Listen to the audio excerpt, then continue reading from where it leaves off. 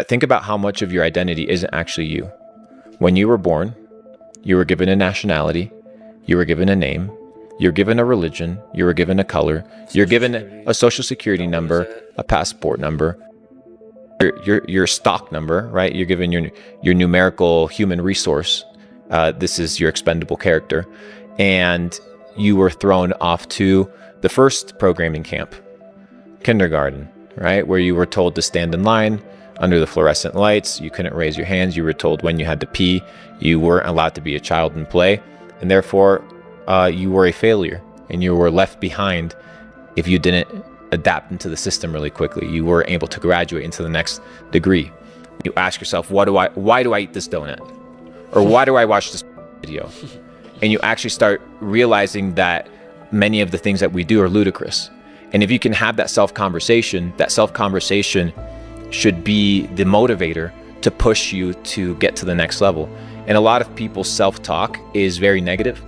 And the reason it's negative is because they don't trust themselves. And of course you can't trust yourself. You look at yourself in the mirror and you look at your bank account, you feel like shit. You go to bed, you sleep 8 hours, you wake up tired, right? You go to a job that you hate. You're in a relationship that you don't enjoy to be in. So what in your life is pushing you to be motivated and to win? No wonder your mind is like, nah, I can't trust you, because everything in your life that you're doing is self-sabotage. So what you have to do is you have to start accumulating small wins. You have to start waking up on time.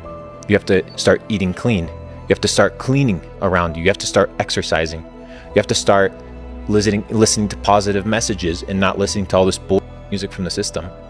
Start listening to some classical music. Start listening to some, some lo-fi. Start listening to something that has frequencies that literally elevate your spirit. But we're out here listening to all this garbage, and then we wonder, why is it that our life is so 50, 60 years ago, chronic illnesses in adults were about 7%.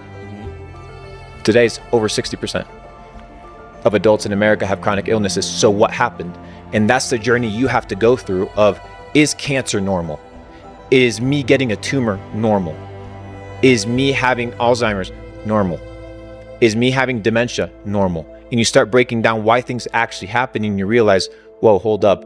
The food that I'm eating isn't healthy. The water that I'm drinking is poisonous. The toothpaste that I have full of fluoride and alcohol is absolutely destroying my teeth and destroying my system, right? The fluoride in the water is poisonous.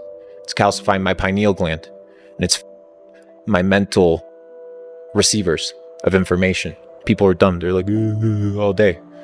Unbelievable. But they're being dumbed down by the food. And it's ironic because people are going to be watching this on social media. If you can become a connoisseur of your feed and not allow the algorithm to control you and understand how to curate your content, that's one thing. But a lot of people are led by the algo, and the algorithm is designed for addiction. These companies, they bring in psychologists, right, to create systems and create actions that cause addiction. For example, you go on TikTok or you go on Instagram and you swipe down, right? And it does the motion like this, right? It's to mimic the casinos.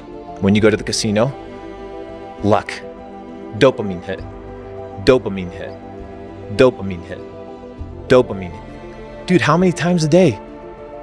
Like a lab rat. Once you understand the nature of why things happen, you begin to understand that the media around you, what you're being told, they're narratives that are curated by other people. And your goal is to figure out, why is this person saying what they're saying? Not what are they saying, but what's the intention behind what they're saying? What is the goal, the objective? And get to know the character behind the message and not trust people so much. So we're being poisoned through the food. We're being poisoned through our minds. We're being poisoned through the system. And then finally, I think we're being poisoned with the entire narrative of what it actually means to be a man, what it means to be a good entrepreneur, what it means to live a life of purpose. You know, I think a lot of people wake up and they don't know why they do what they do. They don't really have a purpose. No wonder you're depressed, right? You have no meaning. But you can attribute your self-meaning by doing things that are bigger than yourself. Second thing, and this is why I don't like to talk, is because when you talk, you release dopamine regarding your goals, right? So if you say, oh, I'm going to do this, you are releasing the dopamine of that potential experience. So you get high on dreaming, get off on dreams. So your goal is to transcend that, to shut up, and to level up.